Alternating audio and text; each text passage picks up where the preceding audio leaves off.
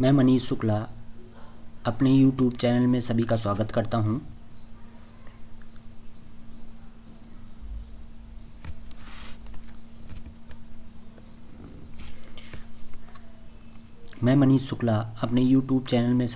करता हूं। आज हम बहुत ही इम्पोर्टेंट टॉपिक पर चर्चा कर रहे हैं। Inclusive education for disable at secondary stage. यह 2009-2010 में लागू हुआ। खास करके अगर हम माध्यमिक स्तर पर निःशक्त जन समावेशी शिक्षा योजना की बात करें, IEDSS तो 2009-2010 में आरंभ हुआ।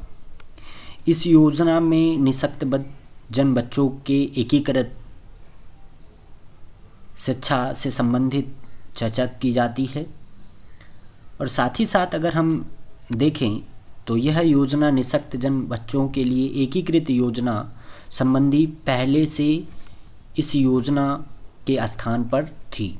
IEDC जिसका नाम है इंक्लूसिव एजुकेशन डिसेबल्ड चिल्ड्रन।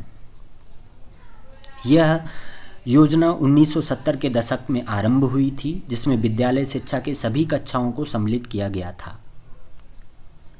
और IEDSS में कक्षा 9 से 12 तक के सभी निःशक्त जनों को समावेशी शिक्षा के लिए सहायता प्रदान करती है। IEDSS जो 9 से 12 की कक्षा में पढ़ने वाले निःशक्त जन व्यक्ति हैं या बच्चे हैं, उनके समावेशी शिक्षा की सहायता प्रदान करती है सामान्य विद्यार्थियों के साथ ही साथ। यह योजना 2013 से माध्यमिक शिक्षा अभियान के अंतर्गत सम्मिलित कर दी गई। जो IEDSS योजना 2009-2010 में आरंभ हुई, वो 2010, 11, 12 और 13 में आकर रमसा में सम्मिलित हो गई। यह योजना निःशक्त जन व्यक्तियों तथा वयस्कों को माध्यमिक स्तर की शिक्षा में सुगमता सुनिश्चित करने तथा सामान्य शिक्षा प्रणाली में उनका नामांकन विद्यालय में बना रहे तथा उपलब्धि बढ़ाने पर बल देती है। यानी माध्यमिक शिक्षा के स्तर पर सुगमता सुनिश्चित करना, साथ ही साथ सामान्य शिक्षा प्रणाली में उसका नामांकन, उन दिव्यांग विद्यार्थियों का नामांकन, और साथ ही साथ विद्यालय में उनका नामांकन बना रहे और उनके उपलब्धियों पर बल देती है, उपलब्धियों को बढ़ाने पर बल देती है। इस योजना के तहत सभी विद्यालयों को अक्षम बच्चों के लिए सुगम्य वातावरण, बैरियर फ्री इन्वायरमेंट, बाधा मुक्त वातावरण तैयार करना प्रावधान हेतु प्रस्तावित किया गया। यानी IEDSS 2009-2010 में ये प्रस्तावित किया गया कि निःशक्त जन जो बच्चे हैं और वयस्क हैं, उनको माध्यमिक स्तर की जो शिक्षा है वो सुगमतापूर्ण सुनिश्चित की जाए, और साथ ही साथ उन सामान्य शिक्षा प्रणाली में भी उनका नामांकन किया जाए और उन्हें विद्यालय में बने रहने के लिए उनकी उपलब्धियों पर बल दिया जाना चाहिए। और साथ ही साथ सभी विद्यालय उन सुगम्य वातावरण का निर्माण करेंगे जहां पर निःशक्त जन व्यक्ति इंडोल हैं। सभी विद्यालय एकीकृत योजना दिव्यांगजनों हेतु भारत सरकार ने अनेक रूपों में संचालित की गई। यह योजना 2009-2010 में IEDSS के नाम से जानी जाती है। पहले यही योजना IDC के नाम से जानी जाती थी, लेकिन 2009-2010 में इसका नामकरण चेंज हो गया, IEDSS के नाम से जानी जाती है। इस योजना का आरंभ लगभग 1974 के तत्कालीन समाज कल्याण विभाग पर प्रायोजित योजना के में आरंभ किया गया। यानी IEDC जो योजना थी, एकीकृत शिक्षा योजना दिव्यांगजनों के लिए, वह 1974 में तत्कालीन समाज कल्याण विभाग से प्रायोजित करी गई। आरंभ में राज्य सरकार दिव्यांगजनों के शिक्षण कार्य हेतु कुछ निश्चित उद्देश्यों के लिए 100% सहायता प्रदान करने का दावा किया। यानी आरंभ में जब IEDC योजना लागू हुई तब राज्य सरकार उन दिव्यांगजनों के शिक्षण कार्य हेतु जो निश्चित उपकरण शैक्षिक क्रियाएं थीं उसको निश्चित उद्देश्यों के लिए 100% सहायता प्रदान करनी थी। इस योजना में ये कहा गया, प्रायोजित किया गया। समाज कल्याण विभाग योजना के रूप में जब आरंभ हुई तो इस योजना में ये प्रायोजित किया गया कि राज्य सरकार, सभी राज्य सरकारें उनके शिक्षण कार्य हेतु निश्चित उद्देश्य तय करेंगी और 100% तय करेंगी। इस योजना के साथ अन्य दिव्यांग बालकों को शिक्षा के नवीन अवसर प्रदान किए जाएंगे। यानी विभिन्न various type of new techniques use किए जाएंगे उन दिव्यांगजन बच्चों के लिए उनकी आवश्यकताओं को ध्यान में रखते हुए। सन 2002 में इस योजना को समाज कल्याण मंत्रालय से हस्तांतरित करके यानी ट्रांसफ़र करके शिक्षा मंत्रालय को सौंप दिया, यानी एजुकेशन मिनिस्ट्री को सौंप दिया। पहले जो सोशल वेलफेयर मिनिस्ट्री थी इसके तहत यह योजना चलती थी और सन 2002 में इस योजना को एजुकेशन मंत्रालय यानी एजुकेशन मिनिस्ट्री को सौंप दी गई। कुछ खामियां थीं इसलिए समाज कल्याण विभाग इसे हस्तांतरित कर दिया शिक्षा मंत्रालय की तरफ।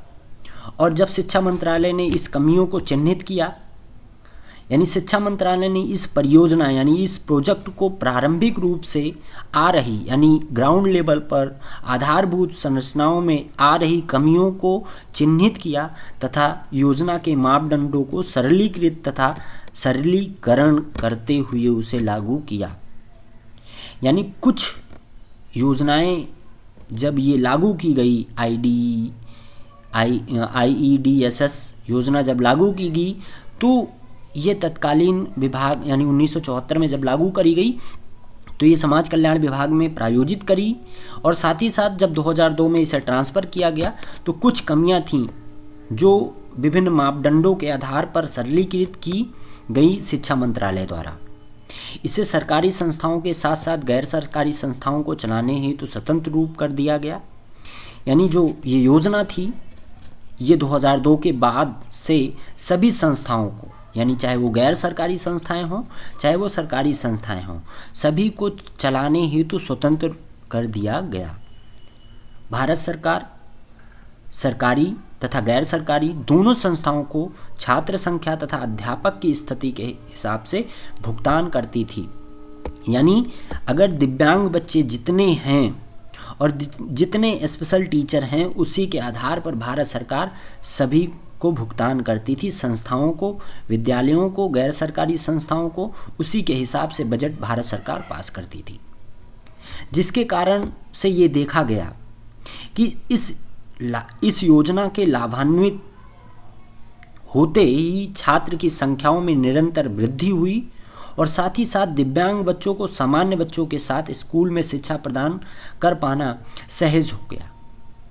यानी इस योजना को जब शिक्षा मंत्रालय को सौंप दिया गया तो कुछ उसमें बदलाव किए गए, जिस बदलाव को देखते हुए छात्रों की संख्या में भी वृद्धि हुई और साथ ही साथ उस योजना से लाभ भी मिला और इनरोलमेंट रेशियो भी बढ़ा। अगर हम इसके उद्देश्य की बात करें, विभिन्न प्रकार के उद्देश्य थे। जैसे पहला उद्देश्य, निःशक्त छात्रों को 8 वर्षों की प्राथमिक स्कूली पढ़ाई पूरी करने के पश्चात 4 वर्षों की माध्यमिक स्कूली पढ़ाई समावेशी और सहायता माहौल करने हेतु समर्थ बनाना। यानी 9, 10th, 11 और 12th यानी इन कक्षाओं के लिए समावेशी शिक्षा उपलब्ध कराना, ये IEDSS का उद्देश्य था। निःशक्त जो बालक थे यानी दिव्यांग छात्र छात्राओं को सामान्य सरकारी विद्यालयों में सामान्य छात्र छात्राओं के साथ शिक्षा प्रदान कराना इसका मुख्य उद्देश्य था। साथ ही विद्यालयों की इमारतों तथा दिव्यांगजन के अनुरूप बदलाव करना, अर्थात बाधा मुक्त वातावरण, सुगम्य वातावरण, क्लासरूम एनवायरनमेंट इत्यादि जैसे चीज़ों पर ध्यान दिया गया।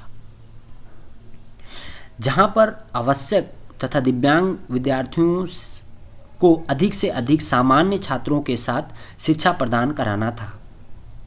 जहाँ तक आवश्यक है दिव्यांग विद्यार्थियों के या बच्चों को अधिक से अधिक सामान्य छात्रों के साथ शिक्षा प्रदान कराना इसका मुख्य उद्देश्य था। नेक्स्ट, दिव्यांग बच्चों को सशक्तिकरण यानी एम्पावर करना इसका मुख्य उद्देश्य तथा समाज उपयोगी बनाना, वह समाज की मुख्य धारा में प्रत्यक्ष रूप से जुड़ सकें।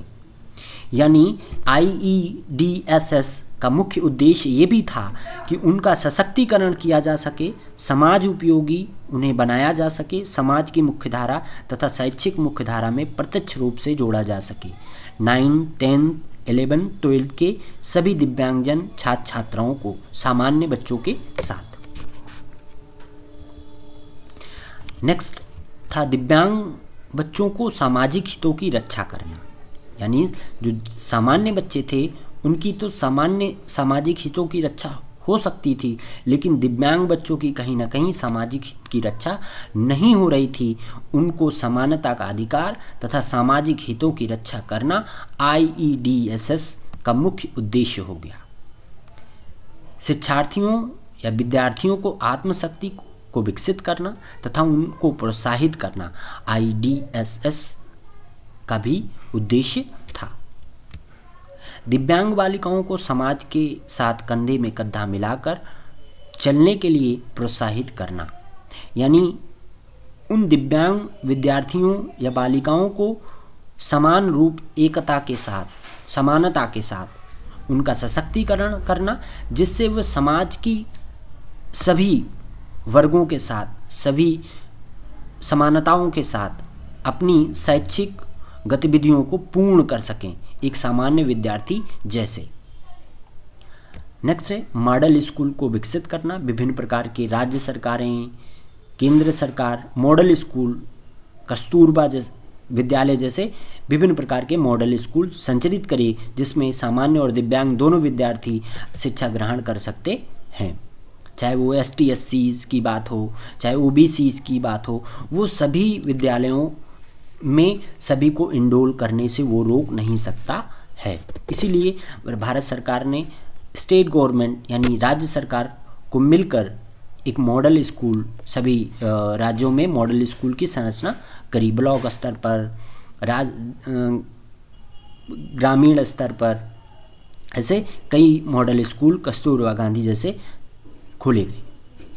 दिव्यांग बच्चों को छात्रवृत्ति, विभिन्न प्रकार के जैसे छात्रवृत्ति लगभग 3000 के आसपास छात्रवृत्ति दिव्यांग जनों को स्वीकृत करी गई। शैक्षिक उपकरण, बाधा मुक्त वातावरण तथा चिकित्सीय सेवाएं, TLM, स्कूल वर्दी यानी स्कूल ड्रेस, यूनिफॉर्म जिसे कहते हैं, शिक्षक अभिमुखीकरण नई तरीके की टेक्निक्स का प्रयोग करना, साथ ही साथ उनको शैक्षिक गतिविधियों में जोड़ना हेतु वित्तीय सहायता प्रदान किया गया। हर ब्लॉक में विशेष शिक्षक नियुक्त करना, संसाधन कक्ष उपलब्ध कराना जैसी सेवाओं को समर्थन करना व समावेशी शिक्षा के क्षेत्र में अच्छी अनुकरणीय प्रथाओं को लागू करना तथा शिक्षा मूल्यांकन क्षेत्र में ये भी IDESS द्वारा लागू किया गया। योजना में NT एक्ट 1999, PWD 1995 के अंतर्गत 9 से 12 कक्षा में पढ़ने वाले सभी विद्यार्थियों दिव्यांगजन को स्थानीय तथा गैर सरकारी स्कूलों में पढ़ने का मौका प्रदान करना IEDSS के अधिकारों में था और सभी विद्यालय उनको उनके अधिकारों के से वंचित नहीं कर सकते थे जो NT एक्ट तथा 1995 एक्ट में था, संचालित था। सभी दिव्यांग बालिकाओं पर विशेष ध्यान दिया जाना, उनके माध्यमिक स्कूल में पढ़ने तथा उनकी योग्यताओं को विकसित करने के लिए सुलभ सूचना तथा मार्गदर्शन तैयार कराना। यानी विभिन्न प्रकार के जो विशेषीकृत विद्यालय थे वहाँ पर सूचना पट या मार्गदर्शन जैसे या ऐसे बहुत सारे साइट तय किए गए, जैसे किरण हेल्पलाइन तय की गई, जो विभिन्न दिव्यांग बच्चों को माध्यमिक शिक्षा तथा उनकी योग्यताओं के आधार पर आगे की रणनीतियाँ, आगे की शिक्षा तय करने के लिए सहायता प्रदान करती थी। सुलभ सूचनाएं इंगित करती थी, मार्गदर्शन देती थी कि कौन से विद्यार्थी क्या कर सकते हैं अपनी रुचियों के आधार पर। अगर हम लक्ष्यों की बात करें, इंक्लूसिव एजुकेशन फॉर चिल्ड्रन या डिसेबल्ड एट सेकेंडरी स्टेज के लक्ष्य की बात करें तो पहला लक्ष्य था 8 वर्ष की जो प्रारंभिक शिक्षा प्राप्त करने वाले सभी अक्षम बच्चों को समावेशित व उचित वातावरण में 4 वर्ष की माध्यमिक शिक्षा 9 से 12 तक पूरी करने का अवसर प्रदान करना, ये टारगेट रखा गया। अक्षम बच्चों को सामान्य शिक्षा प्रणाली में माध्यमिक स्तर की शैक्षिक अवसर को सुविधाओं को प्रदान कराना इसका मुख्य उद्देश्य था। माध्यमिक स्तर पर अक्षम बच्चों की आवश्यकताओं को पूरी करने तथा समाज या सामान्य विद्यालयों में शिक्षक की प्रशिक्षण में सहयोग प्रदान करना इसका मुख्य लक्ष्य था। Thank you.